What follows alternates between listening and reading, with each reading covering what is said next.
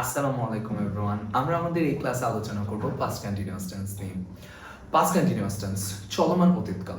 আমরা right form verb করার সময় যদি এমন কোনো সিচুয়েশন পাই যা দ্বারা বোঝাচ্ছে আমাদের কোনো কাজ অতীতে চলছিল, দ্যাট মিনস অতীতে কোনো চলমান কাজকে রেফার করে, তখন আমরা পাস্ট কন্টিনিউয়াস টেন্সের ইউজ করব।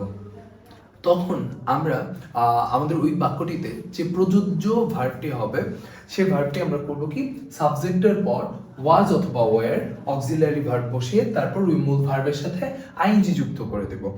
যেমন ধরেন হচ্ছে যেমন আমি কাজটি করছিলাম, I was doing this work.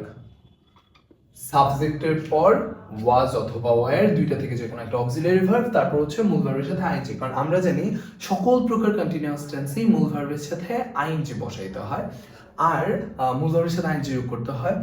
R past কন্টিনিউয়াসে auxiliary verb হিসেবে ওয়াজ অথবা ওয়ার বসে। ইউ, আপনার মনে রাখবেন ইউ এর সাথে সর্বদা ওয়ার বসে, বাকি সকল সিঙ্গুলারের সাথে ওয়াজ এবং প্লুরালের সাথে ওয়ার বসে। ইউ এর সাথে সব সময় ওয়ার বসবে, আর বাকি সকল সিঙ্গুলারের সাথে হচ্ছে ওয়াজ এবং প্লুরালের সাথে ওয়ার বসবে।